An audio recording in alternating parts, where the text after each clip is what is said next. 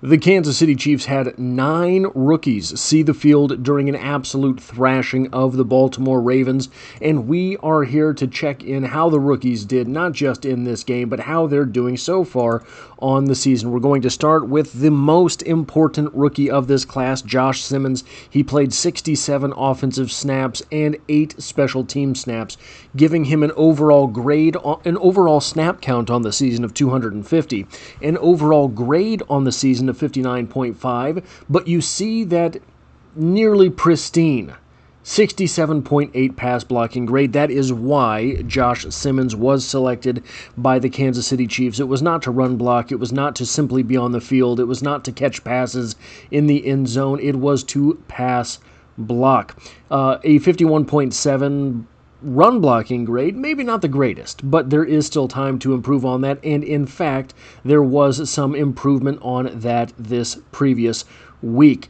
3 penalties so far this season for Josh Simmons. Hopefully he does not pace out that way. That would give him slightly fewer than 17 penalties for the season. That would be an average of about 15 penalties, something like that, and that is Jawan Tellurian of a rate for penalties. However, only allowed 1 sack so far this season. 1 sack given up on 250 snaps. I do not have the exact pass blocking breakdown here, however, but in this previous game, he had a 71.1 pass blocking grade, though he did give up that sack. He gave up his first sack of the season. He has given up 8 hurries on the season, gave up 2 hurries in this previous game, 3 pressures in this previous game. So not the cleanest rap sheet here for Josh Simmons as far as the pass blocking grades go, but certainly an improvement on whatever the Kansas City Chiefs were wheeling out on the field last season, and probably I think we would all agree ahead of where we thought he would be at this point, particularly at the moment he was drafted, right? We didn't know if he was going to be ready to go to start the season, let alone to starting the season. And you have a run blocking score in this previous game on 23 run blocking attempts of 69.4. Nice, and that is what is bringing his score up. He had a score in the 40s prior to this Ravens game. And you can see here a little bit what I'm talking about with rookies, how sometimes you'll take a step back and then 2 steps forward, things like that. He had a 51 overall grade in week 1 versus the Chargers, jumped up to a 69.3 in week 2 versus the Eagles, fell back versus the Giants to 46.5.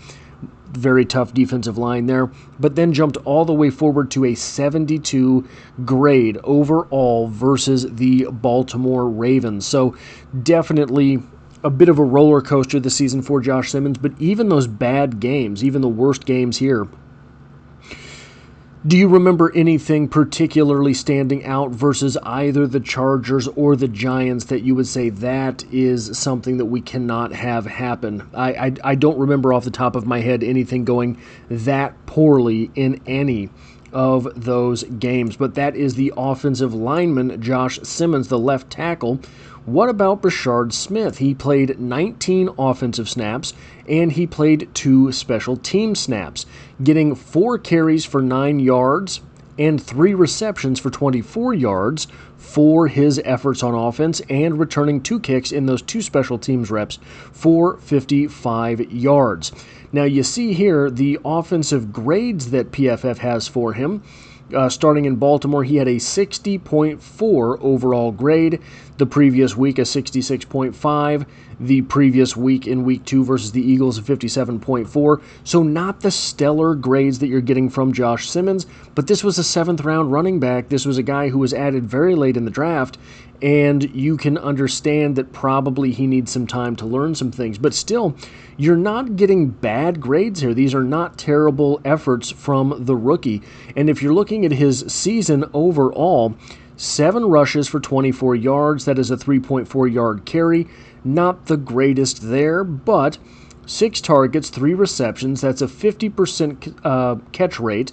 27 yards on those 3 receptions. So that is a That is a 9-yard average and 2 first downs on those receptions with a 17-yard long. So you're looking at a guy who has 7 touches, 4 carries, 3 receptions, and he has 3 first downs on those 7 overall, 10 touches, 7 carries, 3 receptions, and 3 first downs on those touches. So maybe not the highest impact player yet, but someone who is able to convert when it is necessary. You also see here one thing that I wanted to show. Run grade. So this is how PFF is grading when the running back gets the ball in his hand. Does he make the right read at the line of scrimmage? A 62.8 last week. Well, Isaiah Pacheco last week, a 55.9. So he has 7 points on Isaiah Pacheco as far as running the ball to the right spot, picking the right hole, etc. Now, the prior week versus the Giants, Isaiah Pacheco scored a 73.3, whereas Brashard Smith had a 56.5. There was only 2 attempts. But if we go all the way back to Philadelphia, Isaiah Pacheco has a 48.0 score there, and I think we all sort of intuited that somewhere along the line. And Jaylen Royals did play in this previous game. Still no targets, still no receptions for Jaylen Royals, but he did step onto the field for 14 offensive snaps and 11 special team snaps. So not much to talk about there. I do still believe that he will have some stats this season. I do still believe that he is working his way onto the field, and we will start to see him produce. Really this coming week is one of the last opportunities that he has to have a golden opportunity because the offense is still lacking Rashee Rice, but we will have to see how that playing time works out. Only 14 offensive snaps, so it's not really all that surprising that he did not get any targets. Now we move to the defensive side of the ball, and there was a surprise rookie get a rep on the defensive side of the ball. Ashton Gillotte played 26 defensive reps and 4 special teams reps. He ended the game with a single tackle. You see him here with a 47.7 overall grade, a 47.0 pass rush grade, and a 52.2 run defense grade so far this season, having racked up 3 tackles and 1 assisted tackle on 100 total snap counts.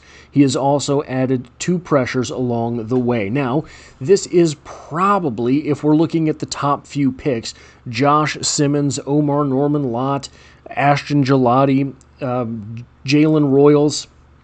Jaylen Royals' main affliction so far in this season, I believe, has been the fact that he was injured, not the fact that he needs more development. I think that his physicality allows him to walk onto an NFL field and contribute, but the real type of development needed in those first 4-ish picks is probably with Ashton Gillotte. Not as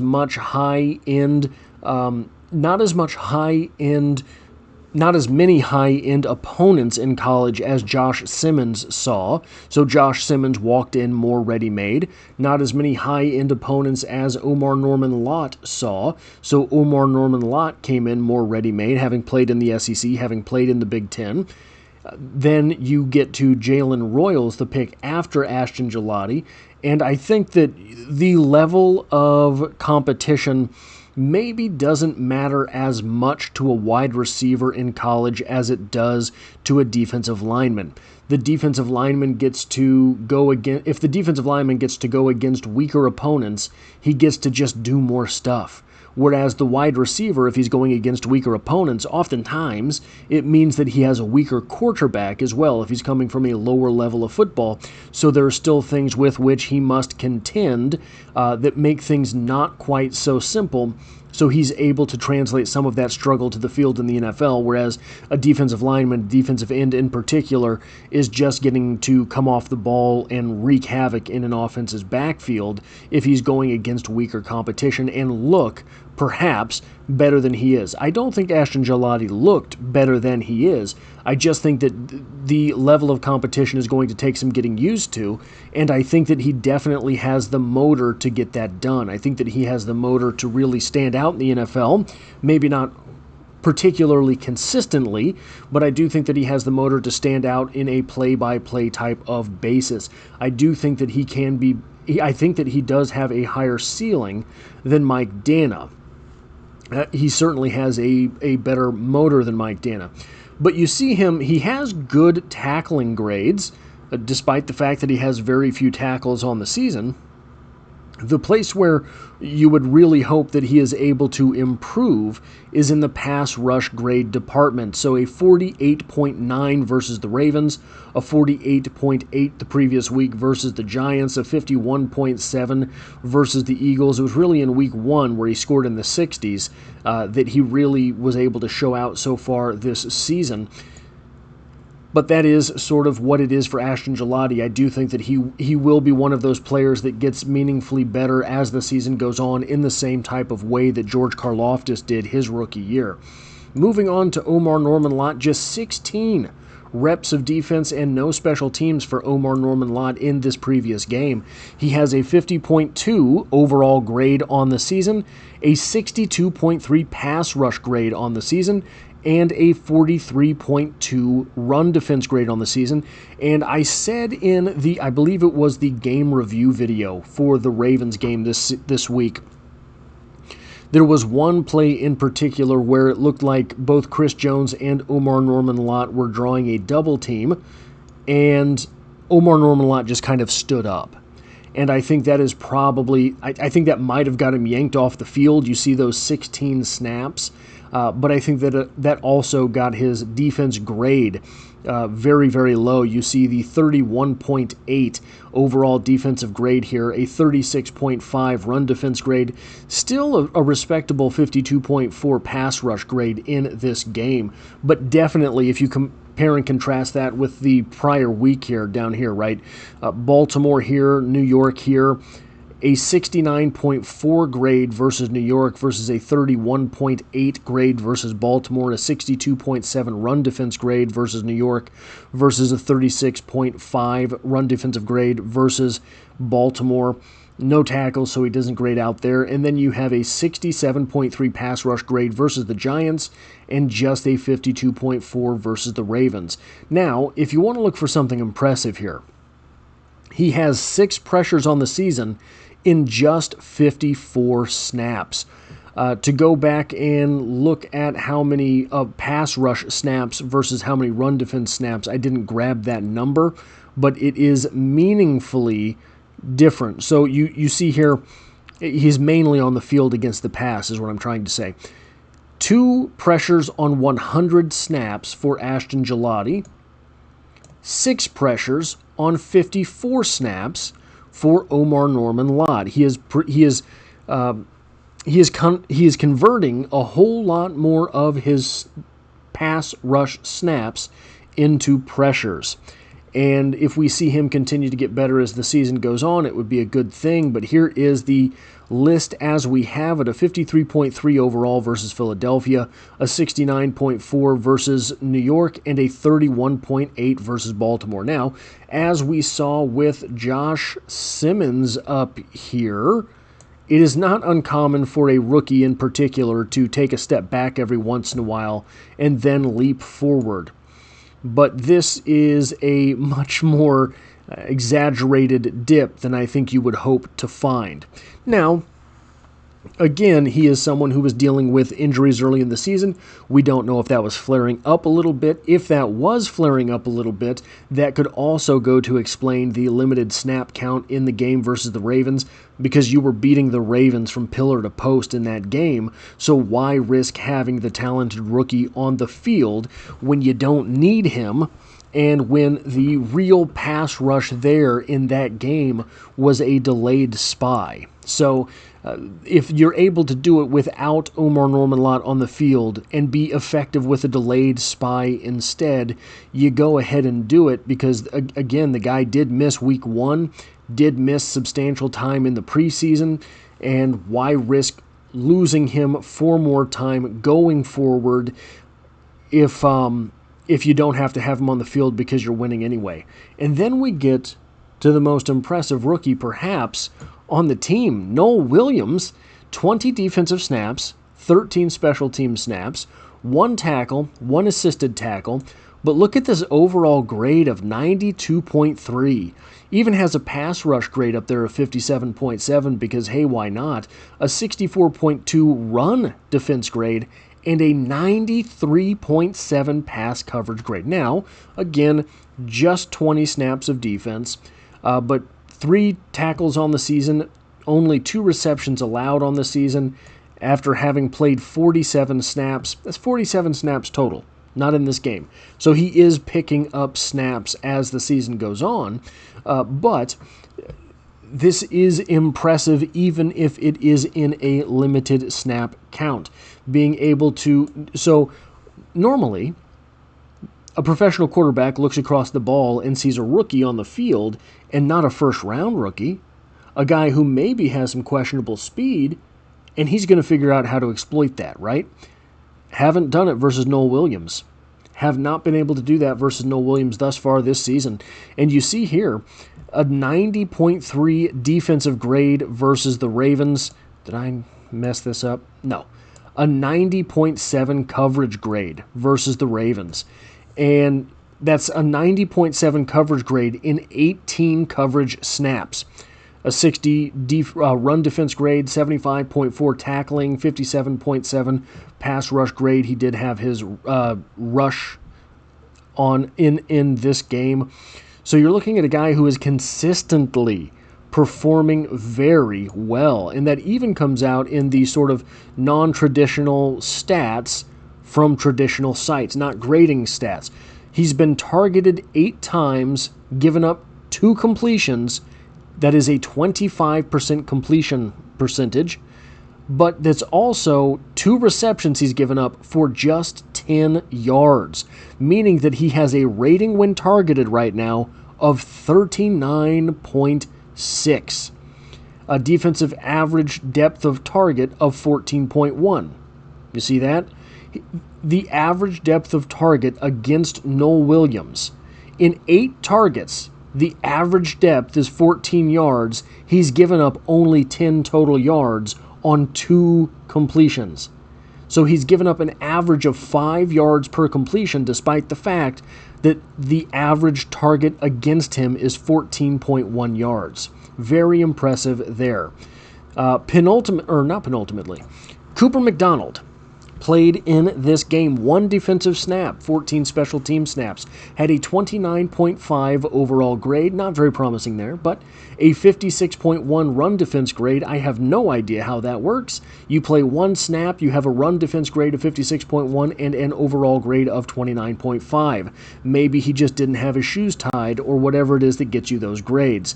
Very interesting to see Cooper McDonald get a rep of defense. Very interesting to see Cooper McDonald get a rep of defense before Jeffrey Bassa has ever gotten a rep of defense. Again, just 14 special team snaps. But Cooper McDonald getting on the field is a good sign.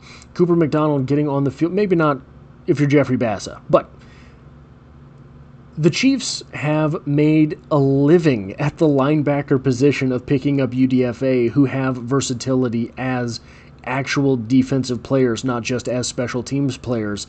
And if you're seeing Cooper McDonald get on the field in week 4 of his rookie season, maybe there's a little bit of that going on there. Maybe they're able to convert Cooper McDonald into an actual defensive player as opposed to just a special teams guy. And if nothing else, it's just a feel-good story that the UDFA got on the field so early in his career. Jeffrey Bassa, probably not happy about it. 14 special team snaps. For what it's worth, he's grading out decently on special teams.